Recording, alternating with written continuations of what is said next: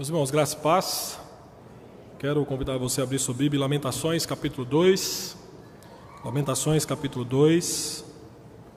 Nós seguimos na série de exposições do livro de Lamentações. Hoje é o 5º sermão dessa série.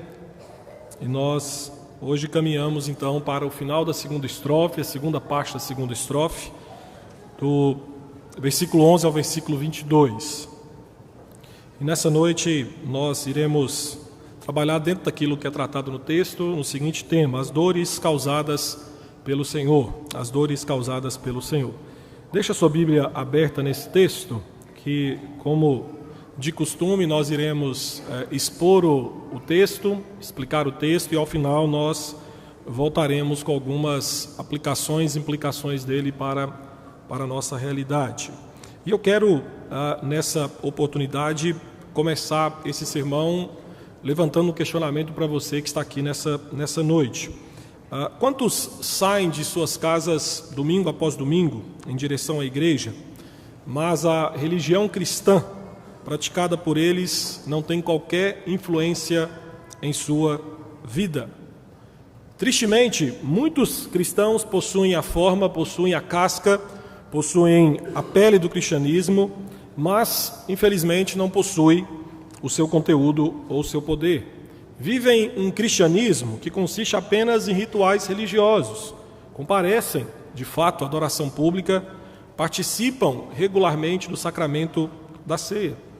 Entretanto, isso é tudo que eles têm. Eles não conhecem nada sobre o cristianismo experimental, não estão familiarizados com as Escrituras e não têm prazer em lê-las, não se separam do mundo, não fazem distinção entre crentes e incrédulos nos seus relacionamentos e principalmente nos seus relacionamentos conjugais. São, infelizmente, totalmente indiferentes sobre aquilo que ouvem domingo após domingo nas pregações. E a pergunta é: o que é que pode ser dito a respeito desses cristãos? O que pode ser dito é que são apenas cristãos nominais e que não há qualquer tipo de vida de cristianismo na vida deles. Mas, todavia, nada é tão perigoso e pernicioso para a alma humana como esse tipo de cristianismo. O cristianismo nominal traz pouco a pouco, meus queridos, uma crosta espessa de insensibilidade que vai se formando sobre a consciência e sobre o coração do homem. Porque eles repetem domingo após domingo palavras santas, enquanto os seus corações, no decorrer da semana, correm atrás do pecado. São cantores que cantam hinos espirituais porque têm uma bela voz, são afinados, mas infelizmente os seus afetos são inclinados à idolatria. Infelizmente, sem perceber, esse tipo de cristão está gradualmente endurecendo o seu coração e cauterizando a sua consciência para o pecado. E em seu orgulho espiritual, acreditam ser cristãos fervorosos, porque, de certa forma, dizem: olha, nós cumprimos com todos os deveres regulares que a fé cristã exige de nós. Entretanto, eu entendo, e é isso que nós iremos mostrar nessa noite a partir desse texto, como descreveu o puritano, o pastor Richard Sibbes, esses irmãos, ou esses cristãos nominais, precisam ser um caniço ferido. Precisamos ter a nossa alma ferida por Cristo, para assim sermos levados por meio da dor a ver o pecado como a causa da nossa condição debilitante. Meu irmão, quando Cristo nos fere, nós somos conscientizados que o socorro não será encontrado em nós, e isso nos leva a nos erguer até a pessoa de Cristo. Na sua obra Caniço Ferido, lançada em 1630, perceba bem o que Richard Sibbes falou sobre isso. Amamos nos apartar por nós próprios e a ser estranhos em casa, até Deus nos ferir por uma cruz, e então caímos em nós mesmos e voltamos-nos ao lar como pródigo. Nossos corações são errantes como criminosos, e até que sejam derrotados em todos os seus subterfúgios, nunca bradam pela misericórdia do juiz. Em essência, para Sibbes, Somos feridos na alma para que, em meio à exaustão e necessidade, encontremos consolo na pessoa de Cristo Jesus. Meu irmão, Isaías 29 descreveu que o povo de Judá, algumas décadas antes de Lamentações, honrava o Senhor com os lábios, mas o coração estava distante do Senhor. O tempo se passa, os anos se passam, os profetas são levantados, profetas, de certa forma, confrontam um tipo de religiosidade fria, em que era apenas aparência que se existia entre o povo de Deus, e nada acontece. E é por isso, então, que aqui em Lamentações, capítulo 2, versículos 11 a 22, nós vamos ver Deus ferindo Jerusalém. Meu irmão, Jeremias teve a sua alma esmagada, e é isso que nós vamos mostrar nessa noite, ao ver os ossos expostos de Jerusalém, testemunhando as suas dores diante do juízo divino. Nós vamos ver nessa segunda parte da segunda estrofe, a tristeza sentida pelo poeta, sentido por Jeremias, em perceber o impacto de Deus cumprir a maldição da aliança sobre Jerusalém. Nesses versículos, nós vamos caminhar pela visão daquilo que o poeta viu, daquilo que o poeta presenciou, e como que ele reagiu diante das dores causadas pelo justo juízo divino, que veio em resposta aos pecados cometidos pelo seu povo. Então, vamos para os versículos 11 e 13, depois versículos 20 a 21, que eu quero aqui mostrar para você aquilo que o poeta nos mostra. O poeta, nesses versículos, ele descreve as dores. Versículos 11 a 13, 20 e 21, o poeta se propõe a descrever as dores sentidas pelo povo de Deus. Versículos 13 vai dizer o seguinte, versículo 11, desculpa. Com lágrimas se consumiram os meus olhos, turbada está minha alma, e o meu coração se derrama de angústia por causa da calamidade da filha do meu povo, pois desfalecem os meninos e as crianças de peito pelas ruas da cidade. Dizem as mães, onde há pão e vinho? Quando desfalecem como ferido pelas ruas da cidade, ou quando exalam a alma nos braços de sua mãe, que poderei dizer-te? A quem te compararei, ó filha de Jerusalém? A quem te semelharei para te consolar a ti, ó virgem filha de Sião? Porque grande como o mar é a tua calamidade, quem te acudirá? Versículo 20, versículo 21. Vê, ó Senhor, e considera, a quem fizeste assim? Hão de as mulheres comer o fruto de si mesmas, ou crianças do seu carinho? Ou se matará no santuário do Senhor o sacerdote e o profeta? Jazem por terra pelas ruas o moço e o velho. As minhas virgens, os meus jovens, vieram a cair a espada. Tu os mataste no dia da tua ira, fizeste matança e não te apiedaste. Ao ver as atrocidades da guerra, principalmente contra as crianças, Jeremias teve a sua alma consumida de dor. E o texto diz que ele chorou de tal forma que as lágrimas vieram a cegar os seus olhos. Jeremias chora porque as mães estão vendo seus filhos morrendo por causa ou da fome ou feridos pela espada. Diz o poeta que algumas crianças desfalecem feridas, ou seja, as crianças estão perdendo a sua vida como alguém que é ferido em guerra e aos poucos vai morrendo. Ele diz que outras crianças morrem porque lhes falta o pão e o trigo. Elas buscam alguma coisa para comer e não encontram. Mas perceba como que a dor é dilatada pelo fato de que alguns filhos se voltam instintivamente para o seio da mãe em busca de segurança, mas diz o poeta que ali a única coisa que encontram é apenas o último suspiro de vida. Versículo 20, se você observou bem, há uma pergunta extremamente impactante. O poeta pergunta, olha, devem as mães comer as criancinhas das quais criaram?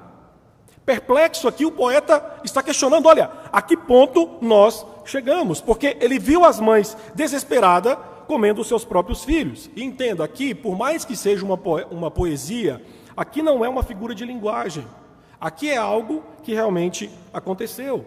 O cerco de Jerusalém pela Babilônia foi tão severo que no desejo de autopreservação, alguns pais se tornaram canibais, comendo os seus próprios filhos. Moisés já havia advertido o povo, lá em Deuteronômio, capítulo 28, e Jeremias, capítulo 19, havia reafirmado a consequência da desobediência à lei de Deus. O Senhor já havia profetizado e dito que, se o povo não cumprisse os termos da aliança, sim, eles seriam cercados de tal forma que o desespero os levaria à prática do canibalismo. Versículo 21 mostra que, após a Babilônia romper as defesas de Jerusalém, os seus soldados ficaram tão irados, porque Jerusalém os segurou por 30 meses, que diz o texto que eles não faziam distinção entre idade e sexo. Todos estavam morrendo pela espada. E aqui, meu irmão, eu quero que você entenda que o profeta sofre pela morte de bebês e pela morte de jovens, porque isso eliminava a próxima geração. Isso colocava em perigo a continuidade do seu povo, do povo de Judá. Por isso que no versículo 13, o poeta, se identificando com o sofrimento do seu povo, ele deseja consolar Jerusalém. Mas a dinâmica do texto mostra que ele se sente impotente diante da dimensão da ferida do seu povo. Veja que no versículo 20, o poeta busca encontrar algum povo que sofreu tanto quanto Jerusalém. Tanto no versículo 20 quanto no versículo 13, ele está dizendo mesmo, olha, será, Senhor, que algum povo sofreu tanto quanto o nosso povo está sofrendo? E aí no versículo 13 ele diz, olha, como um mar, ninguém sofreu de forma tão extensa e profunda como Jerusalém. Jerusalém, meus irmãos, de certa forma, aqui, como diz o profeta e como diz o poeta, está sendo disciplinada pela pessoa de Deus. E Jeremias mostra que o consolo por conta da disciplina do Senhor é uma necessidade constante. Só que você se lembrar, Lamentações capítulo 1, versículo 2, ele já havia dito que o consolo não estava mais disponível. E convenhamos, meus irmãos, que palavras são suficientes para consolar uma mãe que perde o filho em seus braços? Versículo 14 é um dos versículos mais fortes e que revela a real condição de depravação espiritual que o povo de Israel se encontrava. Versículo 14 é descrito aqui o motivo das dores. Versículo 14, assim está escrito: os teus profetas te anunciaram visões falsas e absurdas, e não manifestaram a tua maldade, para restaurarem a tua sorte, mas te anunciaram visões de sentenças falsas, que te levaram para o cativeiro. Na temporalidade aqui, meus irmãos, do poema, a descrição sobre os profetas nos leva a antes do juízo, a antes daquilo que Lamentações descreve. E o que Jeremias nos mostra, principalmente no seu livro, é que o engano marcou a relação entre Judá e seus profetas. No versículo 14, se você reparou bem, Jeremias é enfático, ele diz, olha, os teus profetas, e não os profetas de Deus, eram honrados, porque eles pregavam aquilo que o povo desejava ouvir. Jeremias diz que suas visões eram falsas, porque lhes faltava o conteúdo da verdadeira revelação de Deus. Mas diz Jeremias também que as suas revelações eram absurdas. E absurdas aqui, literalmente, meus irmãos, é jogar cal. Essa palavra aqui, absurdas, no hebraico significa isso, jogar cal. Ou seja, esses profetas com as suas mensagens mascaravam religiosamente a situação imoral em que se encontravam os moradores de Jerusalém. E aqui nós temos que nos lembrar que em Jeremias 23, já foi advertido pelo profeta. Ele disse, olha, esses profetas profetizam visões de suas próprias mentes e o engano dos seus próprios corações. Com suas mensagens, eles enganavam. Com suas mensagens, esses profetas falsos iludiam o povo, dizendo, olha, fiquem tranquilos, está tudo bem entre vocês e Deus, porque nós temos o templo, nós temos ainda todo o cerimonial que o Senhor nos deu. E compreenda que a teologia desses falsos profetas, meus irmãos, tinha elementos de verdade. De fato, o Senhor, na sua aliança estabelecida com o seu povo, lá no Sinai, disse que protegeria Jerusalém. Mas o problema é que naquilo que era apresentado, por mais que existia pitadas da verdade, meus irmãos, continha um erro fatal. Os profetas falsos ignoravam que as bênçãos de Deus, entre elas a proteção de Deus ao seu povo, estavam condicionadas à obediência do povo à aliança. Deuteronômio capítulo 11 e capítulo 28 descreve essa realidade. Esses profetas foram tolerantes em relação à má conduta do povo, descartando de suas mensagens a necessidade de vida espiritual e moral segundo os padrões da aliança estabelecida com o Senhor. Então, os profetas, como porta-vozes da aliança do Senhor, deveriam levantar as suas vozes e acusar os desvios das normas da aliança, principalmente quando o povo não estava ciente da sua conduta imoral diante do Senhor. E diz o versículo 14 que os profetas não manifestaram a maldade do povo. Literalmente eles não retiraram o véu que estava sobre os pecados do povo. Os profetas falharam em confrontar os pecados de Judá, levando assim o povo ao arrependimento. Porque, diz o texto, se eles tivessem revelado a maldade do povo, teriam restaurado a sorte deles. E essa expressão no versículo 14, restaurar a sorte, tem a ideia de mudar as coisas de volta ao que era. Então, por meio da proclamação da verdade, essa ideia do versículo 14, os profetas teriam sido usados por Deus para redirecionar o coração dos ouvintes para a pessoa de Deus. Porém, Jerusalém escolheu ignorar as advertências dos verdadeiros profetas e ouvir as mentiras e os enganos dos falsos profetas. E embora nessa época Jeremias e Ezequiel fossem profetas fiéis a Deus, meus irmãos, eram os falsos profetas que eram honrados, porque eles pregavam mensagens otimistas, pregavam mensagem de paz, pregavam mensagem de prosperidade, e de acordo com Jeremias 23, 28 e 29, não era hora dos profetas falarem sobre isso, era hora de falar sobre arrependimento. Esses falsos profetas, com as suas mensagens reconfortantes e lisonjeiras, era isso que o povo se agradava de ouvir.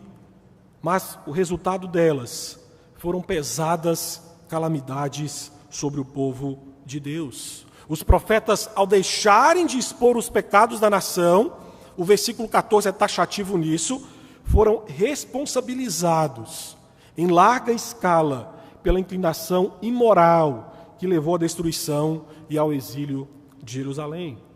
Porque se os profetas, diz o versículo 14, se eles tivessem exposto os pecados do povo e advertido sobre as consequências de quebrar a aliança com o Senhor, diz o versículo, queridos, o versículo 14, principalmente Jeremias 23, que essa calamidade poderia ter sido evitada.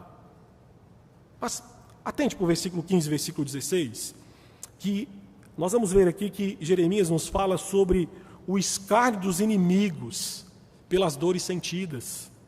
Os inimigos olharam para a situação de Jerusalém e zombaram, se alegraram com isso.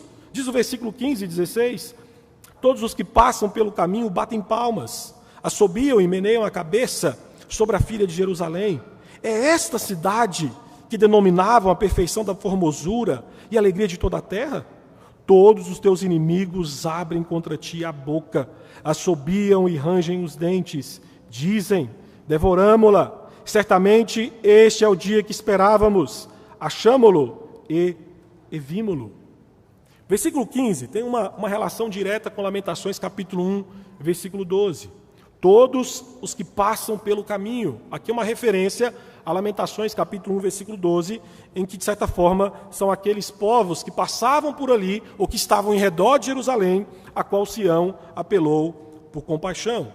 Os povos vizinhos, em sua maioria inimigos de Judá, diz o texto que alegremente observavam a cidade que por séculos foi o orgulho de Israel, agora estava reduzida a escombros. A cidade que era a perfeição da formosura, e aqui uma referência ao Salmo 48, perdeu a sua beleza. Perdeu a sua beleza porque aquilo que trazia beleza à cidade, meus irmãos, era a presença do Rei Divino dentro da cidade. E a visão de Ezequiel capítulo 10, é que a glória do Senhor havia se retirado do templo, havia se retirado da cidade de Jerusalém. Os inimigos, diz o texto, bateram palmas de alegria, assobiaram com escárnio e balançaram as suas cabeças em desdém com a cidade em ruínas. O versículo 16 mostra que a destruição de Jerusalém era um evento que os seus inimigos desejavam há muito tempo assistir. E agora, com uma satisfação imensa, eles proclamam que finalmente a destruição dela havia se tornado realidade. E aqui o poeta mostra que nenhum tratamento poderia ser mais cruel do que outra pessoa olhar para a sua miséria, olhar para o seu sofrimento e simplesmente começar a fazer festa. O que o poeta nos mostra aqui, o que Jeremias nos mostra aqui, é que além do sofrimento físico, esse povo também sofreu, de certa forma, um abuso verbal.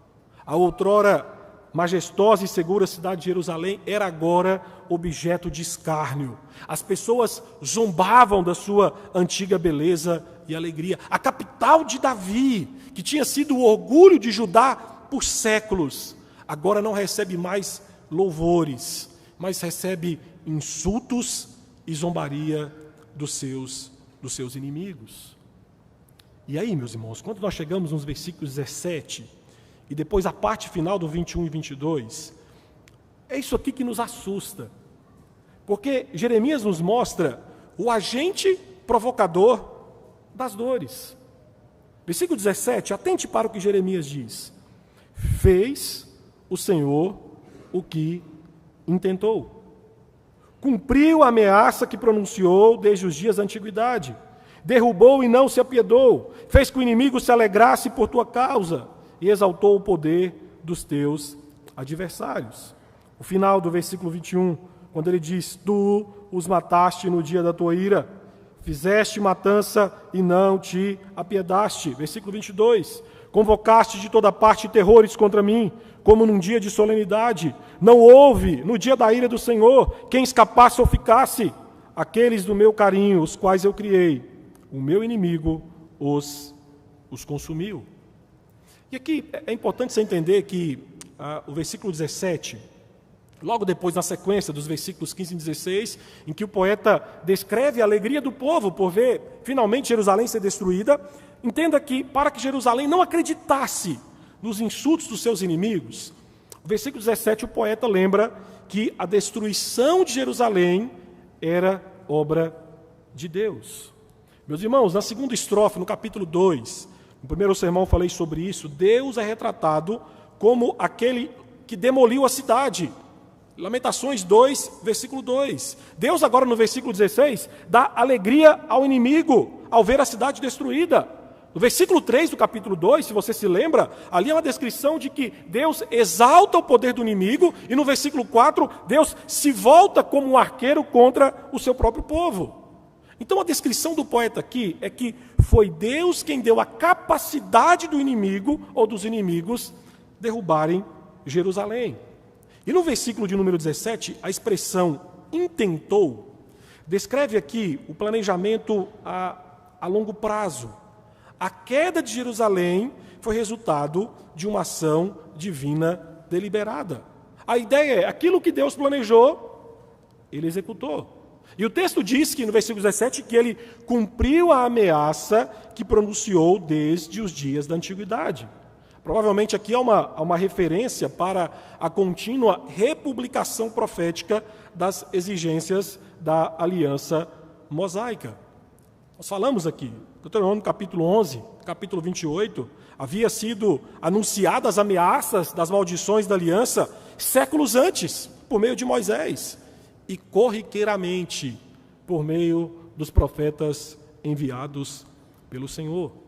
Agora, então, aqui o poeta descreve que Deus executou aquilo que havia prometido fazer em caso de desobediência à sua aliança. E aí no final do versículo 21, o poeta afirma aquilo que já disse. Deus era o responsável pela calamidade de Jerusalém. Os babilônios, como ele diz lá em Jeremias 25, nada mais era do que instrumentos do seu julgamento. Meus irmãos, a figura de Lamentações é que Deus era aquele que empunhava a espada da disciplina. Os babilônios prevaleceram porque Deus os fortaleceu e, de certa forma, enfraqueceu as forças de Jerusalém para que eles pudessem prevalecer. O versículo 22, que é quando o lamento termina, ele termina com o segundo ou terceiro reconhecimento de que Deus havia decretado a destruição da cidade tão deliberadamente quanto um sacerdote anunciava um dia de festa religiosa. Como uma festa religiosa, meus irmãos, atrairia multidões de adoradores de todos os lados. O julgamento divino cercou Jerusalém, e aqui há uma referência àquilo que é predito em Jeremias capítulo 6, Jeremias 49, que o Senhor cercaria de terrores de todos os lados o seu povo. Então, eu não sei se você conseguiu captar isso aqui, mas esse dia festivo aqui, meus irmãos, tem um tom sinistro. Porque no lugar de chamar os sobreviventes para um banquete, Deus aqui chama os inimigos de Sião.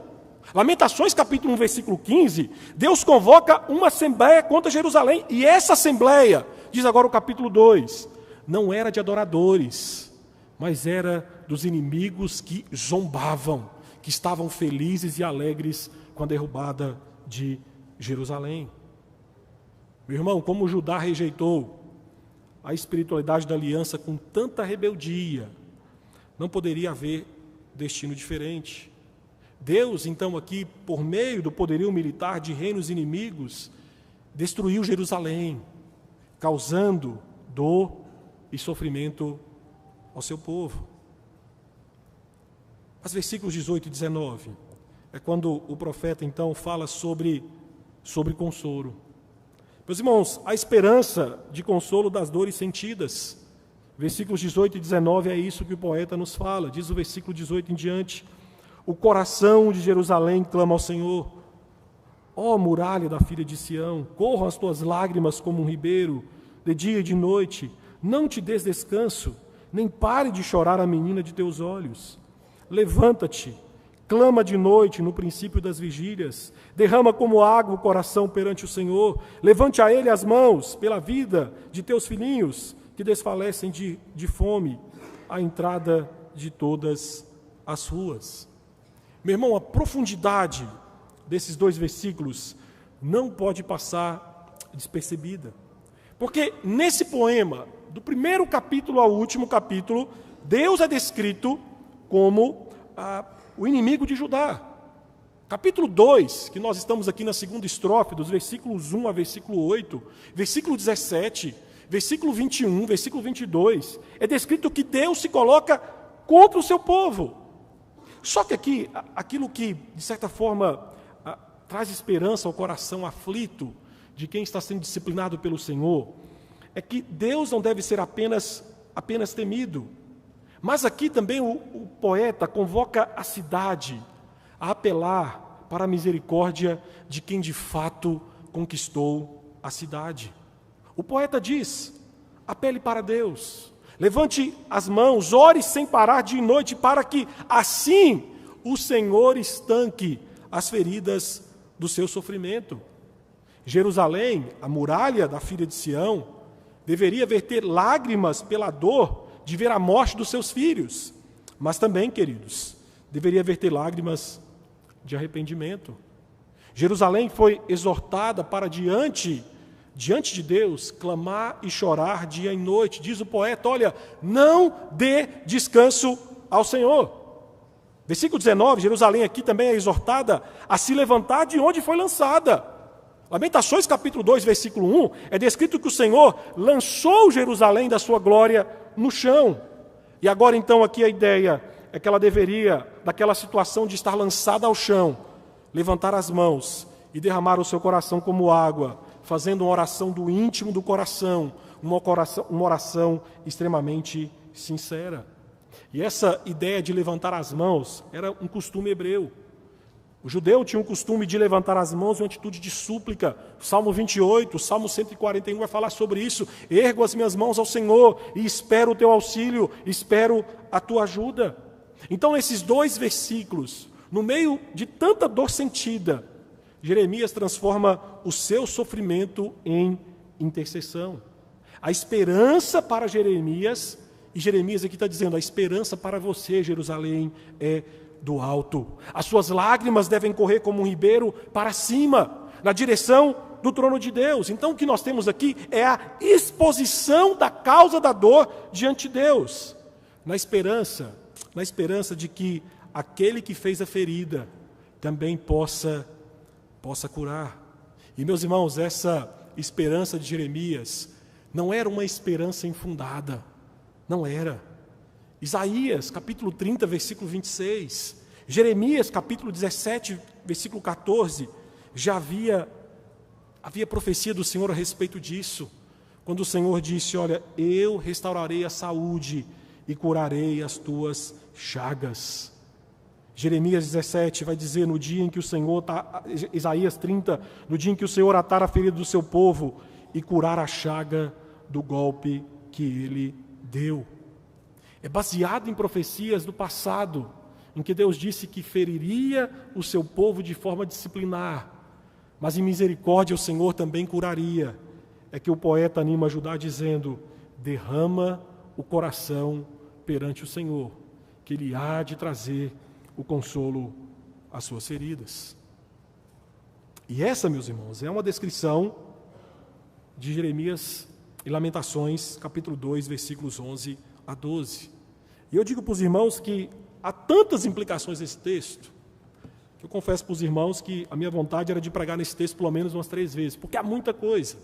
Mas eu quero me ater em algumas que eu entendo que resume bem aquilo que, de certa forma, foi problema para o povo de Israel e que gerou as dores causadas e que, de certa forma, cabe a nós nos atentarmos para que não incorramos no mesmo erro do povo do Senhor do passado. E a primeira implicação que eu lanço para você nessa noite, e é em forma de pergunta, é que legado espiritual nós deixaremos para os nossos filhos? Que legado espiritual nós deixaremos para as nossas crianças? Meus irmãos, no caso de Jerusalém, embora as crianças fossem inocentes, elas formal e reconhecidamente faziam parte de uma nação má e apóstata. O poema é um lembrete sério de que crianças inocentes são muitas vezes as vítimas que mais sofrem como resultado dos pecados de seus pais. Pais que não se preocupam e não se esforçam em criar os seus filhos nas tradições espirituais e éticas da aliança de Deus, têm sim parcela de responsabilidade pelas desgraças espirituais dos seus filhos. De fato, você pode estar pensando, olha, pastor, mas as nossas crianças, os nossos filhos não são justos. De fato, não são. Não são. As minhas filhas, por mais que sejam adoráveis crianças, meus irmãos, são pequenos Adões. Há um coração extremamente depravado no coração dos pequenos infantes. Por quê? Todos nós somos injustos diante de Deus.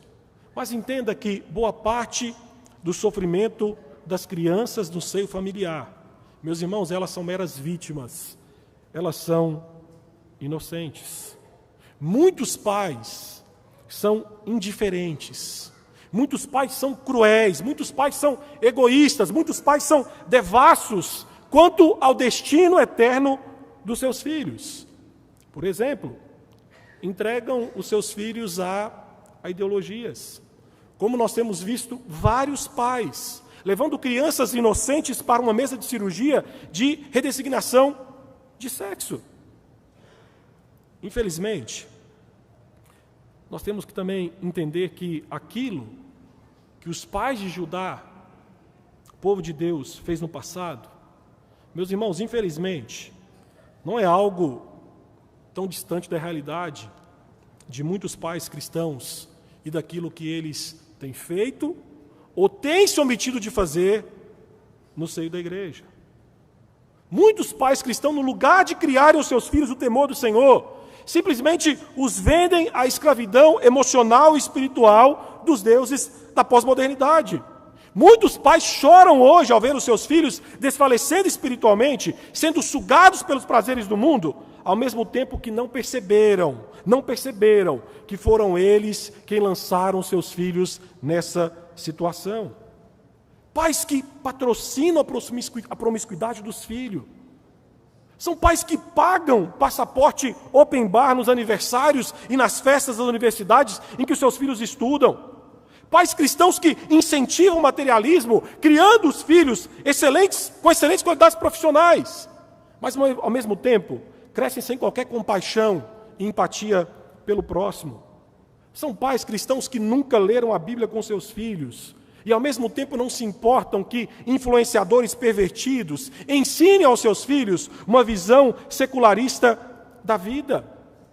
São pais cristãos que não medem esforços pelas carreiras profissionais e financeiras dos seus filhos, mas ao mesmo tempo sentem preguiça e desdenham do investimento no progresso da vida espiritual dos seus filhos. Então se você, pai cristão, tem agido assim, nessa guerra espiritual e cultural em que nós estamos, em que tem tentado de todas as formas tomar o coração dos nossos filhos, se nós temos agido assim, entenda, sim, os nossos filhos são vítimas fáceis, presas fáceis desse mundo cruel. É claro que a escolha moral de pecar, meus irmãos, é sempre dos nossos filhos. Entretanto, alguns fracassos morais e espirituais dos nossos filhos servem como espelho para nós. Servem como espelho para nós, porque nós vemos nesses fracassos morais e espirituais dos nossos filhos a nossa irresponsabilidade ao criá-los longe do temor, longe da disciplina e de demonstração do Senhor. Meu querido irmão, diante desse cenário de guerra espiritual, em que os nossos filhos têm tombado nas mãos dos inimigos, nós como pais cristãos, nós precisamos nos arrepender das nossas falhas diante do Senhor. Eu me dirijo a você, pai cristão, se você ainda tem o seu filho em casa, ainda existe esperança de você instruí-lo espiritualmente. Porque sim, pais cristãos, nós temos a responsabilidade de inculcar os valores espirituais no coração e na mente dos nossos filhos.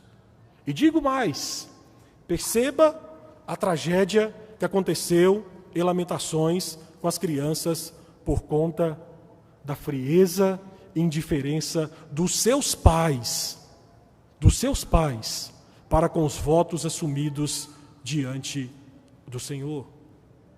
Você, pai, que está aqui nessa noite, que está com seu filho em casa, lembre-se que você trouxe o seu filho foi batizado nessa igreja ou em outra igreja, e você assumiu votos em aliança que você fez com o Senhor, e nesses votos estão dizendo que você não vai medir esforços para apresentar Cristo ao seu filho.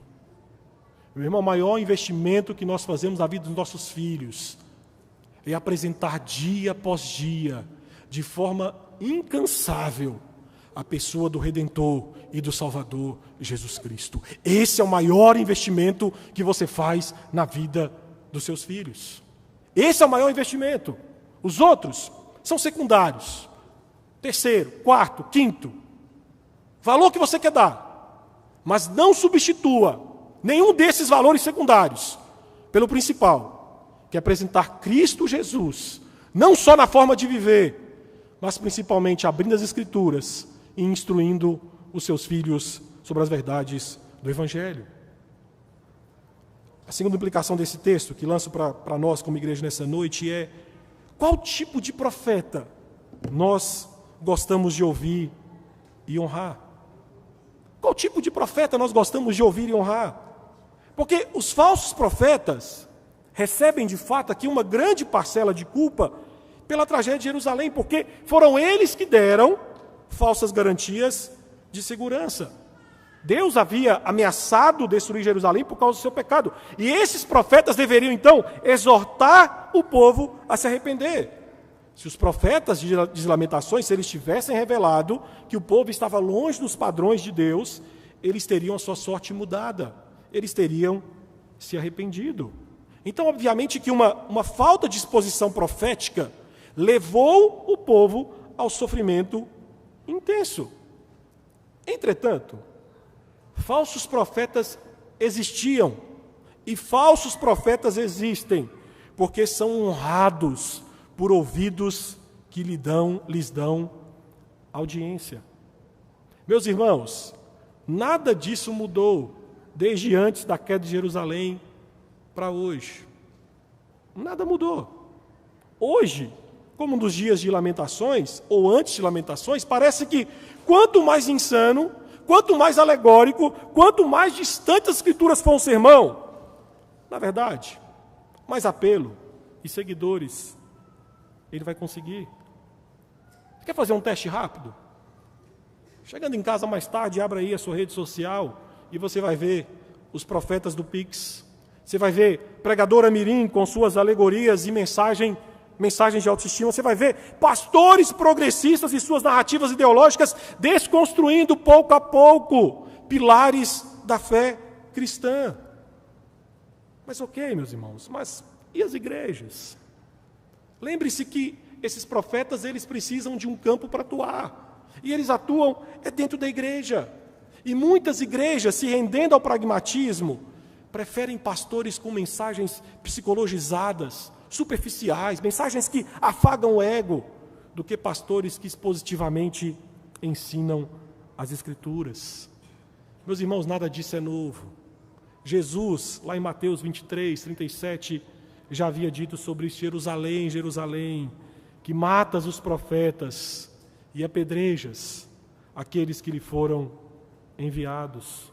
Profeta Jeremias 37, 38, foi jogado na prisão e depois lançado numa cisterna, porque eles queriam silenciá-lo de pregar aquilo que era a verdade do Senhor. Obviamente que hoje a igreja não derrama o sangue dos verdadeiros profetas, mas grande parte da cristandade, meus irmãos, segue com esse mesmo costume. Cancelam, ignoram, zombam, fazem pouco caso dos profetas enviados por Deus para exortá-los biblicamente. Mas em contrapartida, aninham em suas asas os falsos profetas, os honrando, avidamente escutando suas mensagens, que simplesmente fazem cócegas nos seus ouvidos. Então eu repito para você nessa noite: existem falsos profetas, porque existe audiência. E meu irmão, cuidado. Cuidado, porque às vezes você, pastor, olha, o meu ouvido eu não empresto para isso. Ok, pode ser que seu ouvido não seja emprestado para isso, mas cuidado, porque às vezes, com aquilo que falamos, com aquilo que, às vezes, como nos comportamos diante da mensagem que é pregada, em alguns momentos nós estamos pouco a pouco abrindo brechas para que a exposição do Evangelho, de forma verdadeira e honesta, como ela deve ser feita, seja colocado de lado. E eu vou lhe dar um exemplo. Tristemente, muitos cristãos têm classificado a exposição fiel das Escrituras como maçante. Poxa, pastor, um sermão de 40 minutos em que o senhor vai explicar um texto bíblico, depois aplicar, pastor, isso aí é entediante demais. Pastor, o que nós gostamos é de um bate-papo, é uma coisa assim mais rápida, é uma coisa mais superficial. Acredite, essa é a desculpa preferida por Satanás. Sabe por quê? Porque os seus mensageiros, os falsos profetas, eles vão apresentar a verdade? Vão, mas convenientemente, omitindo as partes mais dolorosas e as mais importantes. Meus irmãos, os falsos profetas são cautelosos na omissão das más notícias, sendo seletivos quanto à verdade que anunciam. Entretanto, esse entretanto é importantíssimo, porque mesmo apresentando partes da verdade, o que eles omitem é extremamente devastador. Aiden Wilson Tozer, alguns anos atrás, denunciou essa realidade, dizendo, olha, sob a manipulação dos filhos de profetas, a mensagem perdeu sua veemência, parecendo não mais existir condenação na igreja, a convicção perdeu seu lugar, e o corpo de Cristo não tem sido conclamado ao arrependimento, não há mais razão para tal. E aí ele termina dizendo, Porque nós somos filhinhos de Deus muito felizes, caminhando a nossa maneira rumo ao céu. Que descrição patética. Nós precisamos saber que a tarefa principal do profeta é estabelecer um vínculo entre a conduta moral do povo e o veredito revelado por Deus em sua palavra. Por isso, nessa noite, eu digo para você com todo temor no coração, não dê ouvidos a homens que se dizem enviados de Deus, mas que buscam deixar você confortável em seus pecados. A verdade é que sem a exposição do pecado, o evangelho da graça se torna desnecessário e nada interessante. Então, dê ouvidos, por amor à sua eternidade, a homens que para eles, o único dado importante a respeito de si mesmos é a fiel exposição das Escrituras. Meu querido irmão, que o alerta de Lamentações ecoe em nosso coração.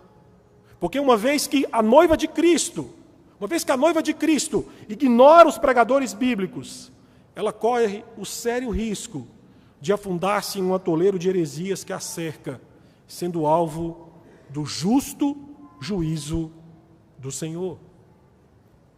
E a última aplicação, e aqui eu termino o sermão nessa noite. Que tipo de consolador você tem buscado em meio às dores? Meu irmão, as dores sentidas por Jerusalém foram tão intensas que o poeta questionou: quem poderá consolar uma ferida tão grande como o mar? Lamentações nos mostra como que o pecado machuca. O pecado machuca. Mas, meus irmãos, eu não sei se você prestou atenção bem nesse texto, mas nada de forma tão profunda e intensa nos machuca como a ira divina ao se manifestar de forma disciplinadora sobre o seu povo. Lamentações é um lembrete solene de que nós, o povo de Deus, nós não estamos isentos da disciplina divina quando nós pecamos. Lamentações nos ensina que jamais é agradável ser confrontado pela justa, verdadeira e terrível ira de Deus. E por mais que isso seja necessário, meus irmãos, isso não é agradável. De fato, como diz lá em João capítulo 3, versículo 18, o cristão foi liberto do medo de ser alvo da ira divina, no que diz respeito à condenação eterna. Todavia, nós não fomos libertos da disciplina de Deus contra a nossa conduta pecaminosa. E neste sentido, o nosso coração tem que temer e tremer.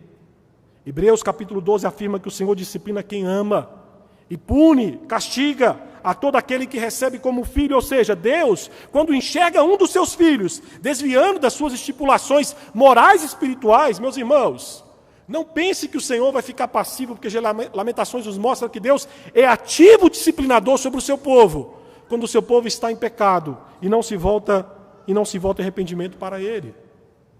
Entretanto, a disciplina do Senhor, como foi em Jerusalém, é um ato de misericórdia, é um ato de amor, justamente para nos confrontar com os nossos pecados, nos levando em arrependimento, clamar ao Senhor por socorro. Nós vemos isso quando Jeremias, em busca de consolo para uma ferida tão grande, meus irmãos, Jeremias não se volta para si, não se volta para sacerdote, não se volta para a população, ele se volta para aquele que disciplinou o seu povo. Oséias capítulo 6 já falou sobre essa verdade. Oséias capítulo 6, versículo 1, Oséias convoca o povo de Deus dizendo: vem, voltemos para o Senhor, Ele nos despedaçou, mas é Ele que nos trará a cura. Ele nos feriu, mas é Ele que sarará as nossas feridas. Meus irmãos, a beleza do Evangelho é ver que a Bíblia nos mostra que na proporção que o pecado causa uma ferida tão profunda, a graça de Deus se manifesta, trazendo a cura por meio da disciplina.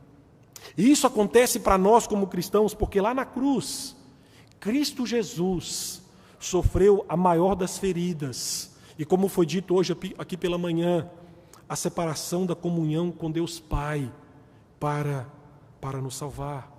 O consolo que nos traz a paz, meus irmãos, foi conquistado pelo servo sofredor, que de forma inocente foi castigado naquela cruz. Jesus, ao sofrer na cruz, Jesus entrou em nosso gravíssimo problema, tendo a sua alma ferida para que encontrássemos resposta para a pergunta: pois a tua ferida é tão grande como o mar, quem poderá te curar? A resposta é Jesus Cristo.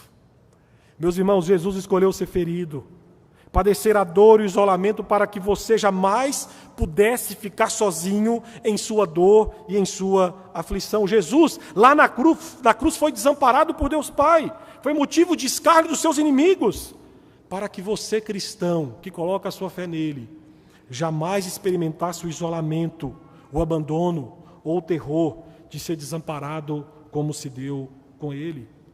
Por isso, você que é cristão, entenda que Deus não é passivo quando nós como seu povo, nós agimos contrário às estipulações da sua aliança conosco.